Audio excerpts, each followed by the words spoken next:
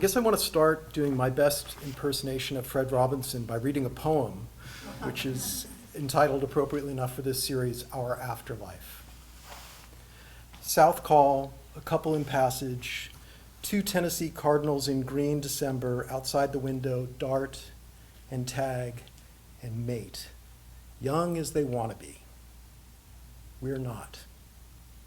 Since my second fatherhood and stay in England, I'm a generation older.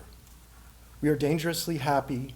Our book-bled faces streak like red birds, dart unstably, ears cocked to catch the first shy whisper of deafness. This year killed Pound, Wilson, Auden. Promise has not lost its bloom. The inheritor reddens like a false rose, nodding, nodding, nodding. Peter, and the poem is dedicated to Peter Taylor, who was a short story writer. Peter, in our boyish years, 30 to 40, when Cupid was still the Christ of love's religion, time stood on its hands. Sleight of hand. We drink in the central heat to keep the cold wave out. The stifled telephone that rings in the ear doesn't exist. After 50, the clock can't stop. Each saving breath takes something. This is riches. The eminence not to be envied, the account accumulating layer and angle, 50 years of snapshots, the ladder of ripening lightness. We are things thrown in the air, alive in flight, our rust, the color of the chameleon. Robert Lowell published Our Afterlife in a newish literary journal called Plowshares in 1975. It appeared 2 years later, slightly revised in what would be the poet's final collection. That slim volume, Day by Day, let me see if I can do this. Day by Day appeared in bookstores during the same week as the author's sudden death. As his obituary recounts, Lowell died in the back of a taxi, having returned from a trip where he had just spent time with his Irish wife, the writer, Lady Carolyn Blackwood, and their son, Robert Sheridan. The poem's reference to second fatherhood is to him. What the New York Times, and this is just an excerpt, complete with misspelling, of the New York Times obituary, what the New York Times failed to provide was the backstory for Lowell's travels, his inconstant romance with Blackwood. He was racing back home to the United States where he planned to reunite with Elizabeth Hardwick, another writer and ex-wife and mother of another of his children. In defense of the Times reporter, there's probably too much poetic justice swirling through this narrative to fit neatly into a standard death notice. The obituary fails to mention, too, that paramedics discovered Lowell with a package clutched tightly in his hands. Blackwood later insisted that her late husband's arms had to be broken to release their death grip on that paper-wrapped object, the not-so-mysterious contents of which I can reveal to you. A painting by Lucian Freud called Girl in Bed, an eternally youthful portrait of Blackwood. 25 years earlier, around the time that this portrait was created, Freud had been himself abroad with and poised to marry Blackwood.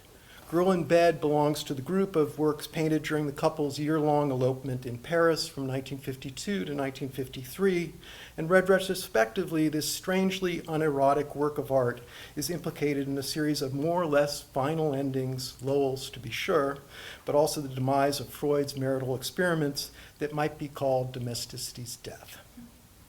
As some of you know, Freud went on to paint numerous bodies in bed, but few of them so deliberately chaste as his portrait of the 21-year-old Blackwood.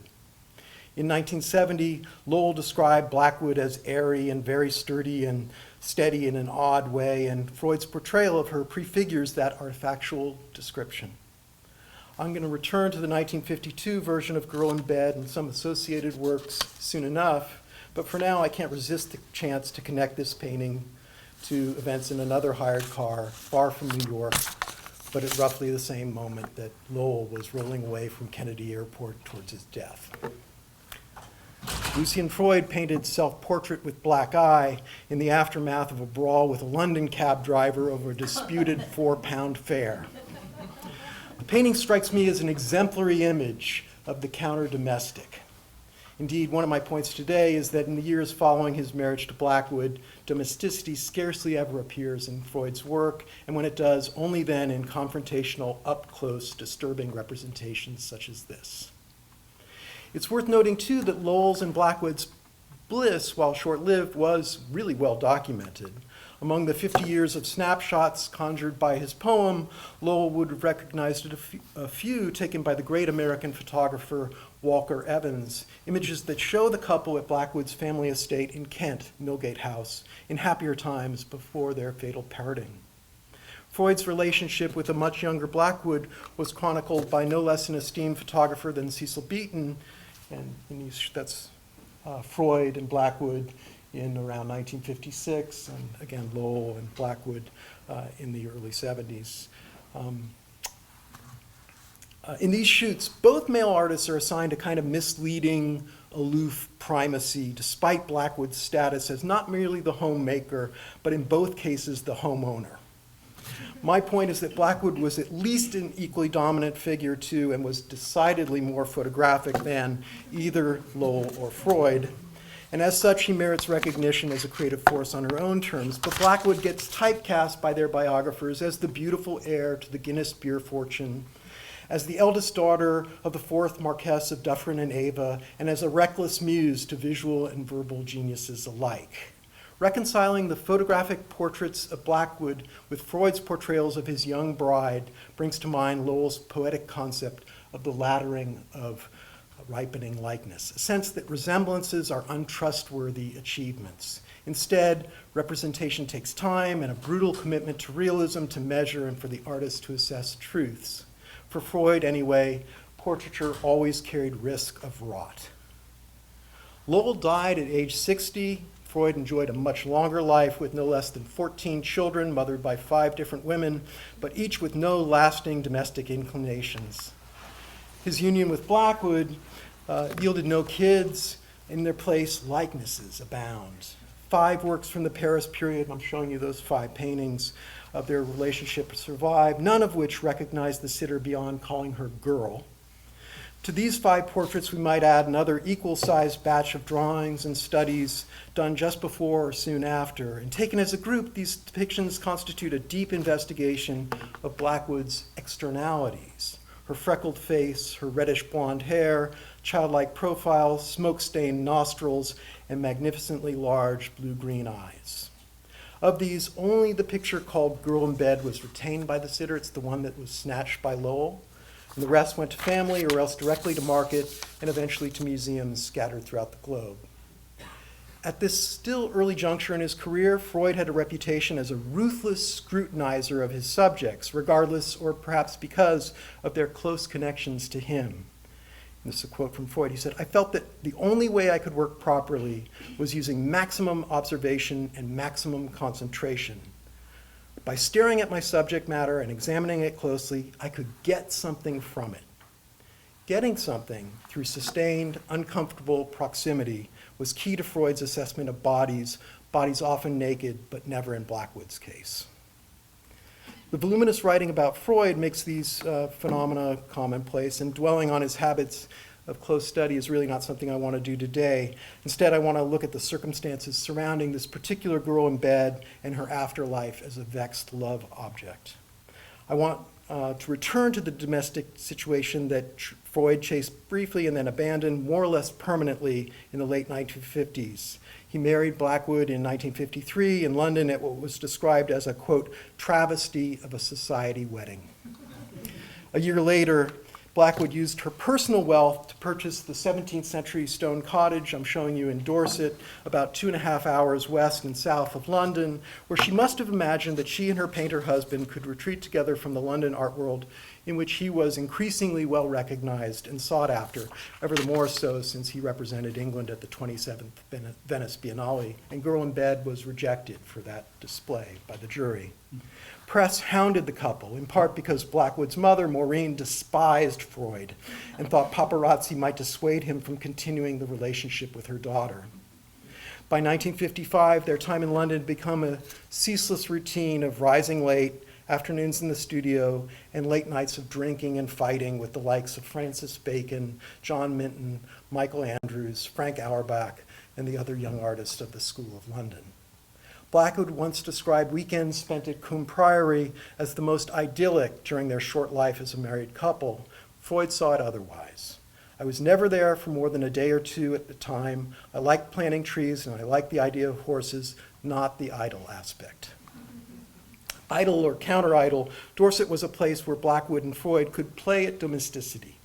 It provided a bourgeois alternative to their bohemian, combative lives in Soho. In response to this, perhaps, Freud painted a homey decoration to adorn the long wall of their dining room. It's a mural that consists of 3 beautifully described leaves, blossoms, and stems of a cyclamen plant. It survives best for our viewing today as background to the portraits of Freud and Blackwood taken by Cecil Beaton at the photo shoot in April 1956. And in the most memorable of these photographs, the fragmentary stalks wreathe Freud's severe face like an inscrutable thought bubble. While it's not possible to determine the purpose of Beaton's photo shoot, he never published these photographs, but he lived nearby, it's tempting to imagine a photographer and artists conspiring to seize the opportunities enabled by this peculiar staging. Shortly after the shoot, Blackwood left Freud and filed for divorce, which was granted in Mexico a year later.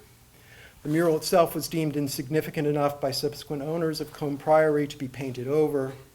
The cyclamen stalks had second lives as selling points in the remarketing of the cottage to new owners in mid-2010, by which time the wall was cleaned, the mural was restored to view, and was valued almost as much as the house itself. While nearly unique in Freud's career, the Coombe mural shares key strategies with easel pictures from this period. It's meticulous and fragmented. The cyclamen that he brushed on the walls of his rural getaway signaled his primary concerns, most of all perhaps his propensity for synecdoche, parts standing for wholes. It seems the most critical and central to these works. It's as if fragments of faces helped Freud dispel concerns about whole persons, and rootless plants might suggest self-sufficient organisms for the artists. In terms of their afterlives, these works paid deliberately partial tribute to their subjects. So let me chase that idea just a little further as I move to our conclusion. I said a moment ago that the Coombe Priory mural was almost a unique thing. Wasn't. He painted one other similarly unfinished mural, and it was destined for a wall at Chatsworth, the Duke and Duchess of Devonshire's fabled residence in the countryside north of London. There, Freud offered another pair of unmatched cyclamen plants he painted them in the guest bathroom where he'd stayed for several days. And as his hostess, the Duchess of Cavendish, kindly put it, the pull of London became too strong and off he went, never returning. Freud took one final stab at this plant subject. In 1964, he painted this luminous, small, square picture of cyclamen peering out over the edge of a sink. And that thinly painted work counts among the artist's, I think, most ravishing efforts at still life. It also provides a hint of the associations of this particular species of plant. About his fascination with cyclamen, Freud confided, they die in such a dramatic way. It's as if they fill and run over. They crash down. Their stems turn to jelly and their veins harden. Note that his fascination with cyclamen is not with the fleshy, filled kind of plant, but with their death and putrefaction, their rotten afterlife. It happens that this plant figures prominently in the work of Lucian Freud's famous grandfather. In the interpretation of dreams, cyclamen are key to explicating Sigmund Freud's psychoanalytic method. In that book's middle section devoted to recovering sources of unconscious activity, Freud analyzes his own dream about a botanical manuscript, one in which specimens of plants were dried and then bound together in a text, as though taken from an herbarium. Freud explains how once during his waking hours, he picked up a monograph on cyclamen while in a Viennese bookstore, and seeing that book triggered an impulse to bring flowers to his wife, her favorites always being cyclamen. His discussion of the chain of the significances for cyclamen continues for several pages, including digressions into both his scientific and personal interest in cocaine, as well as what it means to have favorites, flowers, people, ideas, before resuming his explication of his dream's meaning. 2 years before the publication of The Interpretation of Dreams, Friedrich Hildebrand had published his monograph on cyclamen in Vienna, likely the book that Freud recalled from his waking hours. And a quick glance at the plates in Hildebrand's volume reveals dozens of these images of line engravings depicting disembodied fragments of cyclamen. So it's not necessary to insist that Lucian Freud was a lifelong reader of The Interpretation of Dreams, much less that he painted fragmentary murals or faces in some remote recognition of his grandfather's theories or occasional gift-giving impulses, though I don't think it would be hard to make those cases. The artist maintained positive memories of his childhood in Berlin and his grandfather's final year of his life spent in Hampstead as a refugee. In The Interpretation of Dreams, Freud shows how indifferent, unimportant details, botanical books in shops, pages of engravings falling open to view, red birds cavorting on a winter's day, become significant through their multiplication and recombination in the unconscious mind. In the case of Sigmund, these incidents accumulated and suggested through dream work his doubts about being taken seriously as a scientist. I want to suggest that Lucian Freud's cyclamen represents something comparable, a dreamlike awareness at once partial, unconscious, and perhaps indifferent to their place in a personal record of domestic ruin. So let's return at last to the paintings Freud made of Blackwood during their more or less happy year together in France. The most disturbing of these pictures is physically the largest. It's a double portrait which shows her pale form in bed with a shadowy image of the artist looming upright behind her. Toward the end of her life as a writer, Blackwood reviewed the retrospective of her ex-husband's work at the Metropolitan Museum of Art, in which this painting was a centerpiece, and she bemoaned how he made her look so distressingly old when she had in fact been so young at the time. It's a puzzle why the cyclamen painted in these same years were depicted with veins charged with life, while Freud's most intimate partners were shown prophetically as crashed down. In 2010, a reclusive Freud welcomed the supermodel, Kate Moss, into his Kensington townhouse. Moss blogged about her friendship with the then 88-year-old painter and permitted him to tattoo her backside with a pair of swallows using a technique he had learned as a merchant marine. She cajoled him into posing into a last round of photographs, not quite the final, but among the last published images of the artist to appear before he died. It's hard not for me to connect these snapshots to the work the artist did nearly 60 years earlier, before his global identification as the painter who could command the highest prices of any living British artist was secured. Fraught and anxious as the works he made in the mid-1950s were, these images of the girl in bed, made for Instagram, seem louche and semi-glamorous by comparison, albeit in a heroin-chic manner befitting Moss. The obdurate, close study of vulnerable bodies is missing here, replaced by scuffed walls, staged intimacy, and premonitions of death. These photos recollect Lowell's vision of lovebirds, glimpsed through a window, young as they want to be, but at the same time they hold out the recognition that domesticity's place was always more sleight of hand than enduring effort in the works of Lucian Freud. Thanks for coming. When Brian asked me to give a talk in this series, I knew immediately that my subject would be Dr. Samuel Johnson. I've been a Johnson fanatic since I first read nearly everything he wrote in a senior seminar at the University of Kansas, and I've inflicted his wisdom on my friends and family now for 40 years. He has something to say for every occasion, and it's usually both wise and hilarious. So. If you don't know Dr. Johnson, I think he's a man whose work is not so much read today, but his life is much read. A wonderful new biography of his circle of friends was just published last summer, and I highly recommend it.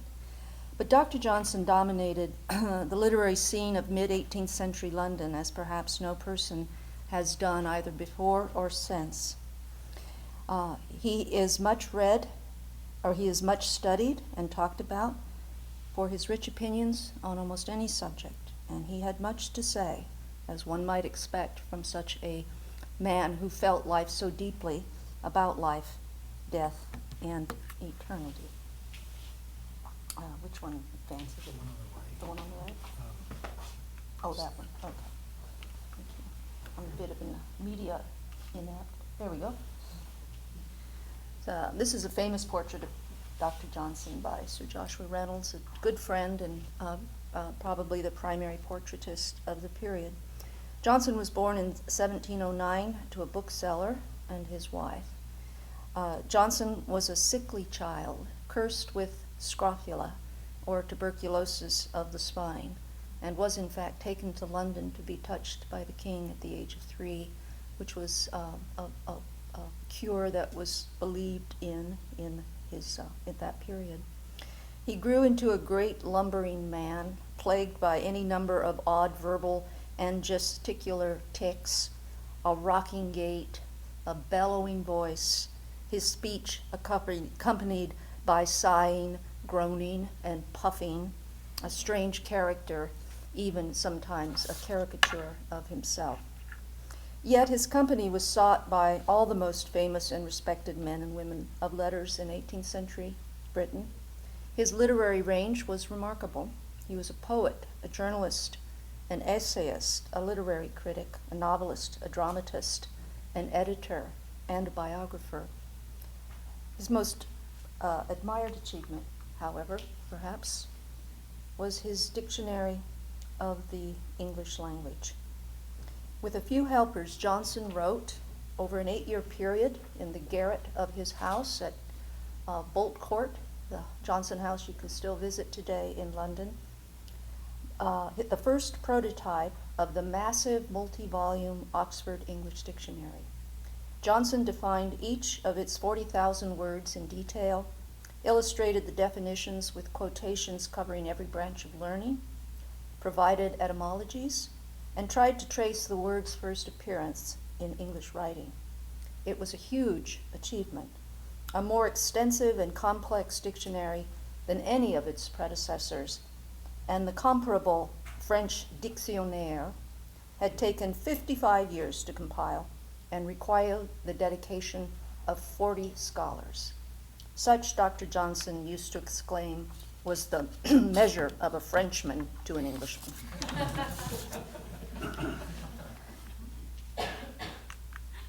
Most memorably, Dr. Johnson was a fascinating and remarkable conversationalist.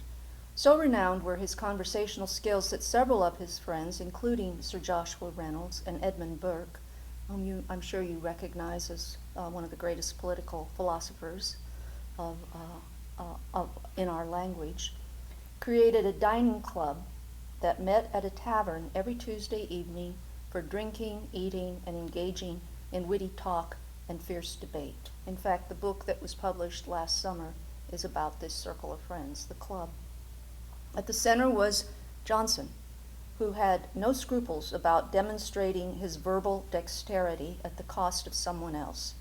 His biographer, James Boswell, records many of his legendary conversations, sharp witticisms, and verbal triumphs. Yet, for all his fame and accomplishments, Johnson was mortally afraid of death and the afterlife. He was a devoutedly religious man, having been raised in the Church of England and a regular attendee at his local parish, St. Clement Danes on London Strand. He ardently practiced his faith.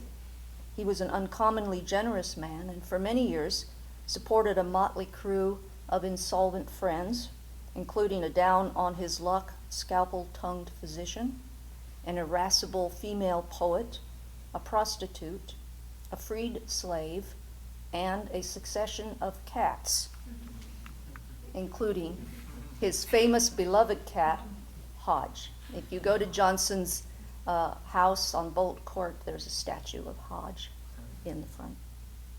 He struggled to suppress his volcanic appetites, particularly his libido, whose urgings tormented him after the death of his wife.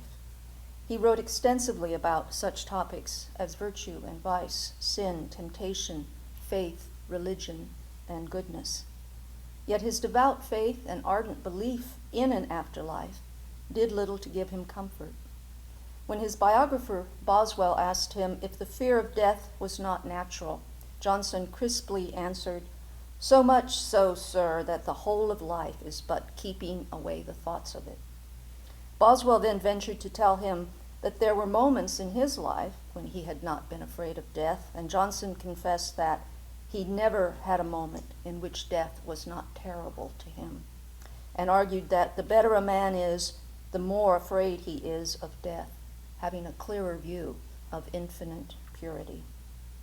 Indeed, he often writes of the degree to which we actively delude ourselves about the inevitability of death.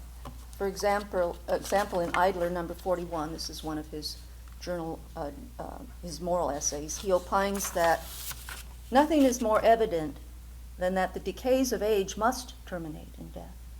Yet there is no man, says Tully, who does not believe that he may yet live another year, and there is none who does not, upon the same principle, hope for another year for his parent or his friend.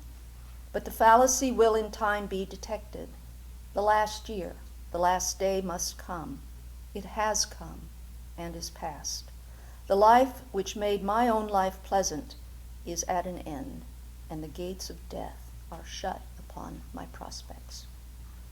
Even Satan himself, Johnson writes in his Life of Milton, is horrified in Paradise Lost by the thought of his own annihilation, or as Johnson eloquently puts it, as the disruption of his union with visible nature, and his entrance into a state not simply which he knows not, but which perhaps he has not faculties to know.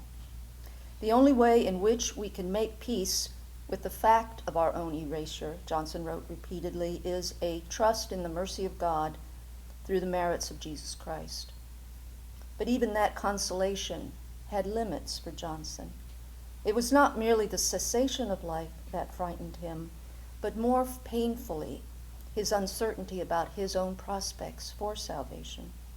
Despite his remarkable literary output and faith, his generosity, and his painful efforts to suppress his appetites, he was sure that he had not done enough.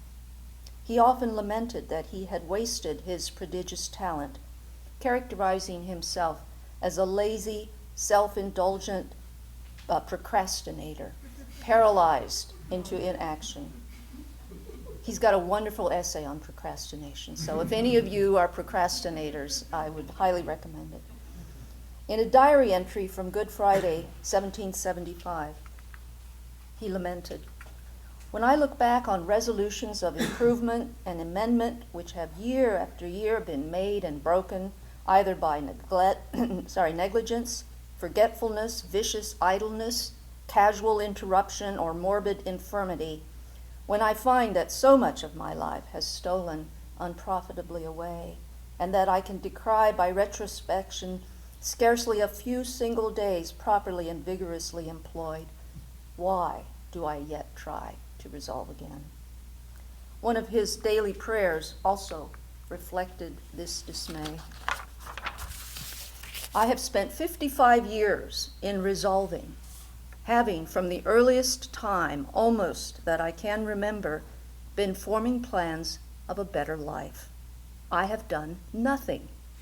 The need of doing, therefore, is pressing, since the time of doing is short. O God, grant me to resolve aright and to keep my resolutions for Jesus Christ's sake. Amen."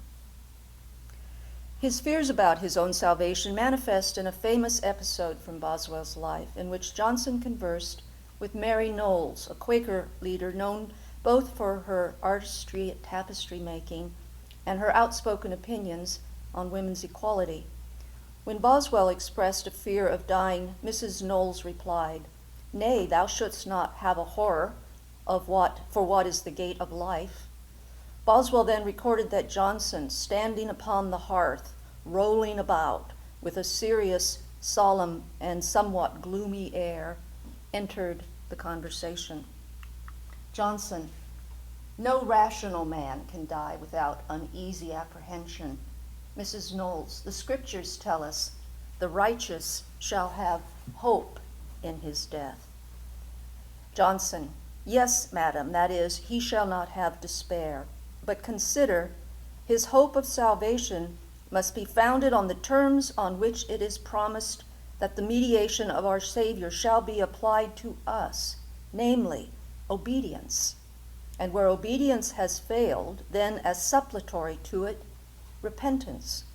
But what man can say that his obedience has been such as he would approve in another, or even in himself upon close examination, or that his repentance has not been such as to require being repented of? No man can be sure that his obedience and repentance will obtain salvation.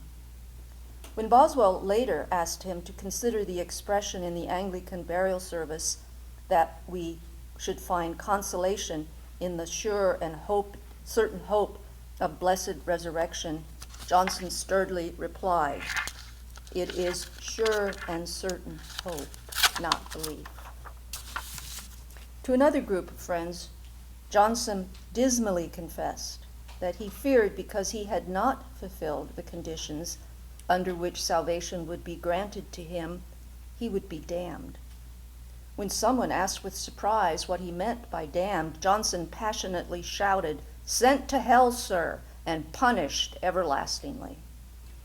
When another listener tried to offer him some comfort by reminding him of Christ's mercy, Johnson snapped, "Madam, I do not forget the merits of my Redeemer, but my Redeemer has said that he will set some on his right hand and some on his left." He then, Boswell tells us, fell into gloomy agitation and cut off the conversation, saying, "I'll have no more of this." On those occasions when Johnson admitted that he might be part of the company of the saved, he then questioned what salvation might mean. He pooh-poohed Boswell's sentimental notions that we would enjoy a reunion with family and friends, sneering, "How can a man know where his departed friends are or whether they will be his friends in the other world?" Instead, he worried that even the state of salvation might not be eternal. We have no reason to be sure that we shall then be no longer liable to offend against God. We do not know that even the angels are quite in a state of security. Nay, we know that some of them have fallen. It may therefore perhaps be necessary, in order to preserve both men and angels in a state of rectitude, that they should have continually before them the punishment of those who have deviated from it. Everlasting salvation meant everlasting doubt and worry for Johnson. Despite his profound doubts and fears, when death came, Johnson seemed to accept its inevitable approach with equanimity. In his final days, succumbing to gout, congestive heart failure, and dropsy, a physician expressed the conventional hope that he seemed to be getting better. Johnson matter-of-factly replied, "No, sir, you cannot conceive with what acceleration I advance towards death." In his final days, he attempted to live as fully as his decline allowed. He invited friends to visit him, offered them food, and engaged in conversation. As the end neared, he recited Shakespeare and the poet Tibullus, refused opium so that he would, quote, "not meet God in a state of idiocy," and in his final words, offered a blessing to a friend who visited him shortly before he succumbed. "I, who am about to die, salute you." And when he expired on December 13th, 1784, he went so quietly and with so little apparent pain that those attending upon him were uncertain of when he died. Nothing suggests, then, that he met death with the kind of fear that he spent his life expressing, but rather with the peaceful hope of a man who felt that he was prepared to be judged by his Maker. Thank you. The title of my paper is Life and Afterlife in Kafka's The Metamorphosis. I am dealing with it as an English language. I do not read German. I have checked the original, and what I say about no break in a particular part of the story, that has been true. But I'm using the very familiar Muir translations of this work. How many of you are familiar with it? Okay, good. I hope those who haven't can follow me. As Gregor Samson, this is the beginning. As Gregor Samson awoke one morning from uneasy dreams, he found himself transformed in his bed into a gigantic insect. Sometimes that gets translated as cockroach. The first striking thing about Kafka's narrative is that it is not in the first person, but is locked from start to finish in Gregor's mind. What he sees, what he thinks, what he feels. As such, it is easily converted to a first person or inside narrative. I will call these, an inside narrative is a first person narrative. An outside narrative is what they wrongly call a third person narrative, but no third person narrates it, so it's a silly tag.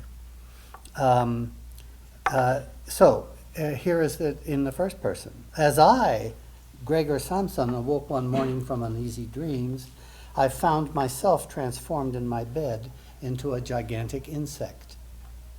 But instead of this, we encounter an outside, or commonly but incorrectly, a third person narrative. This is what Gregor Samsa found. Why did Kafka do this? Outside narratives have two fundamental aspects. One, the narrative voice is disembodied. That is, it does not issue from a character in the story. And two, it has, because of this, authority. Because it is detached from a character in a kind of voice-over, it does not suffer from subjectivity. If it says Gregor had uneasy dreams, then that is so. If the narrative were told, if it says he was transformed into a human-sized bug, that too is so.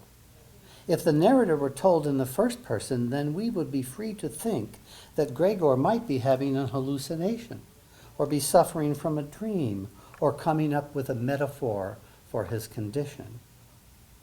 It is down this garden path that many readers and critics have strolled, interpreting this bizarre metamorphosis into something manageable, something else. But it does take place because the authority of the outside voice says so. And it's the excitement, the joy, the comedy of the reality of Gregor's body that keeps readers reading and makes the story memorable, transgressive. Gregor Samsa is as assuredly a big bug as Moby Dick is assuredly a whale. These two aspects, disembodiment and authority, are part of any outside voice. A peculiar aspect of Kafka's, which I have already mentioned, is that the disembodied voice never speaks apart from Gregor's consciousness. It doesn't say, it was a cold spring morning in Prague, and the Samsa family was busy preparing a humble breakfast when their son, Gregor, awoke, etc. In narrative terms, the voice stays focalized on Gregor. We see what he sees, and so on. His very human consciousness struggles with his own bizarre and very difficult body, including his own voice when he tries to speak with others, which no one hears as human. How can he get to work on time? He is a commercial traveler. When he can't get out of bed because he's lying on his heavy convex back with his numerous little legs waving helplessly in the air. While he realizes, because he can see that he has a bug's body, he can only approach, deal with, manage it from a human standpoint, as though he had only awakened with a very sore back and had to figure out how to go about his day with it. But when he emerges from his room, people, mostly his family, mother, father, and sister, flee in terror or faint or weep. He is, after all, a huge bug that feels most at ease when he, is suspending himself from his bedroom ceiling with sticky legs. Soon his bug body wears him down. He spends more time in his room. He stops crawling the walls. The family, all of them working now to make ends meet, having previously relied on Gregor's salary, increasingly ignore him. He refuses to eat. He only comes out to hear his beloved sister playing the violin, thinking, quote, was he an animal that music had such an effect on him? He felt as if the way were opening before him to the unknown nourishment he craved. Then, 2 pages before the end of the story, he dies from the complications of an apple thrown at him by his father, embedding itself in his back. But the narrative goes on without a break, even though the story has been, Kafka divided the story into chapters. Is it then what the outside voice is also for, to continue on after Gregor's death, speaking on its own in a way it never has in the narrative? And yet, because the narrative has never left Gregor's mind, it is possible, even natural, given no breaks in the narrative, for the reader to assume that the bug dies, but Gregor does not. That now disembodied, he joins the disembodied narrative voice, his name erased from the narrative, but his consciousness living a narrative afterlife. The narrative does not say, after Gregor's death, his family sighed with relief, etc. The only change in the voice is that Gregor no longer has to narrate his struggles with his bug body, nor with his family, is no longer continuously hampered. Instead, he can move freely like any outside voice, watching the charwoman dispose of his dried up body, listening in on his family begin their life without him. No longer the hard-working son who never went out in the evening, but sat reading newspapers and railway timetables, paying off debts that his parents owed to his boss, hoping to save money to send his sister to a musical conservatory. Now, Gregor, that is to say, in the last 2 pages, Gregor can float like any outside narrative voice, observing, without sadness or regret, how free his family is of him. The story ends with his family leaving the apartment and taking a tram into the countryside to enjoy the sunshine of early spring. And it concludes as follows, quote, this is the end of the story. While they were thus conversing, it struck both Mr. and Mrs. Samsa almost at the same moment as they became aware of their daughter's increasing vivacity, that in spite of all the sorrow of recent times, which had made her cheeks pale, she had bloomed into a pretty girl with a good figure. They grew quieter and half unconsciously exchanged glances of complete agreement, having come to the conclusion that it would soon be time to find a good husband for her.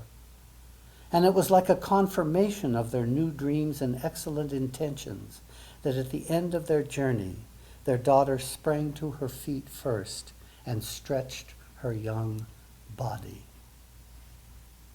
Unquote. I hear Gregor's voice like a nesting doll within the outside voice, having been granted what many wish for, after the death of the body, to be able to see and feel your familiar world. In this case, the family that earlier he thought of, quote, with tenderness and love. No longer the captive of his body, experiencing the endlessness of consciousness, here of his sister's body, in the springtime, beginning the cycle of life, of which he is enjoying the afterlife. Thank you. Yes? Why did that one museum reject the girl in, was it the dress or the bed? The girl in bed? It's Yeah. just called Girl in Bed. It was picked by Freud to be part of his display at the Venice Biennale, and the judges said no. So, and they didn't give an explanation. He just regretted that they had not chose that picture.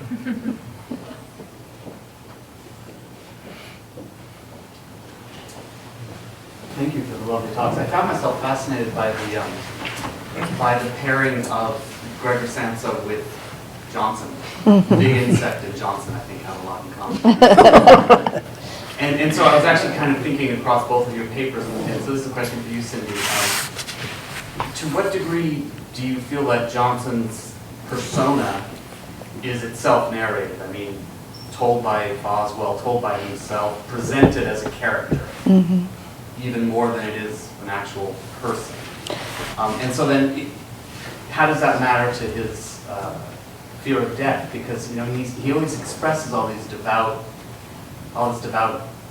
belief in the afterlife and this and that. But then, actually, it always feels to me like he doesn't actually believe what he's saying when he says that stuff. So I'm wondering if you think that his meditations on death are related to his sort of presentation of self as a character.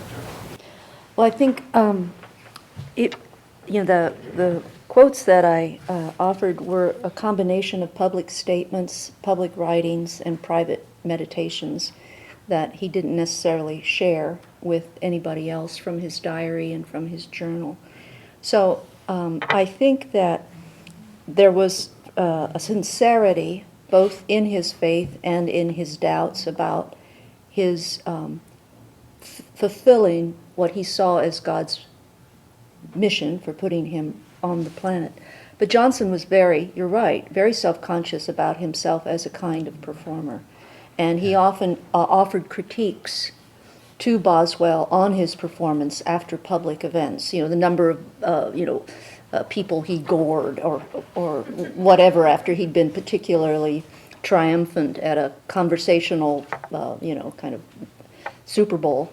And and I think that when he was in company, if you read stories of him or read about him in private homes, for example, he spent a lot of time with a very wealthy family that owned a brewery, and in fact fell very deeply in love with the wife of this brewer. And there's a kind of lightness and liveliness and playfulness about him in that environment that sometimes you don't see in these more public embodiments of himself. So I think, he was a tremendously well-known, venerated, and sought-after public figure, and I think it'd be very hard not to construct this persona in the face of all that. He was just he would have been a massive media star today. Not on Fox News, I don't think so. I'd look for him more on MSNBC. So just to follow up on further questions about Johnson.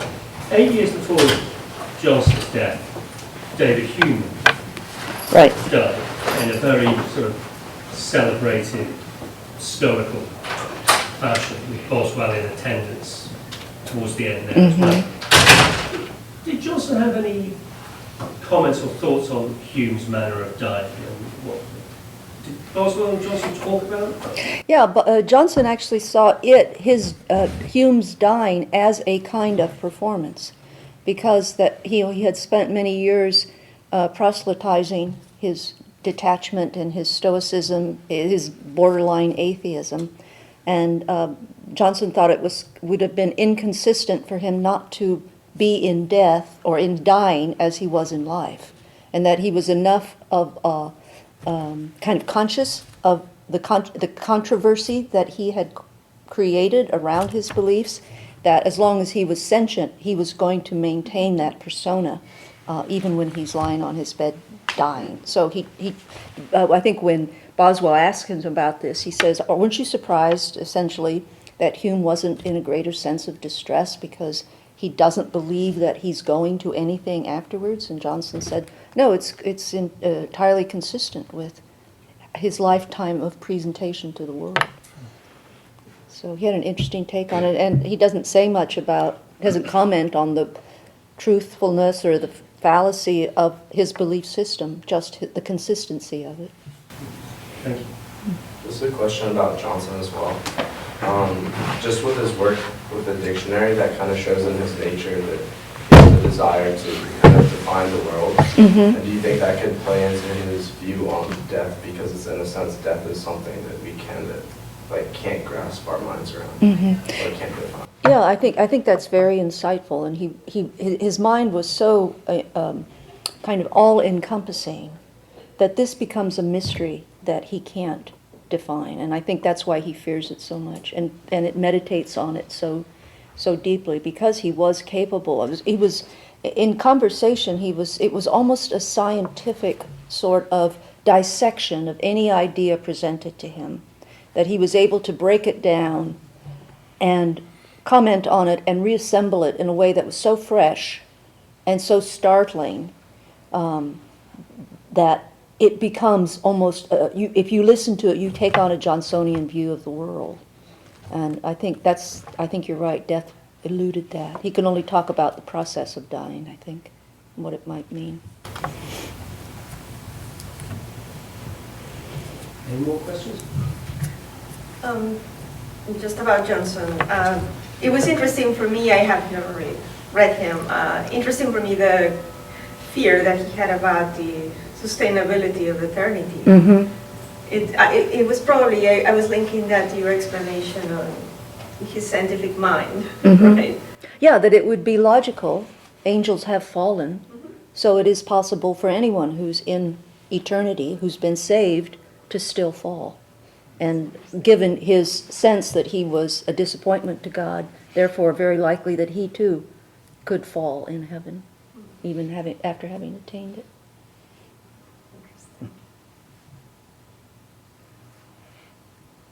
Well, the book is called The Club, and it's back in the library if anyone wants to read.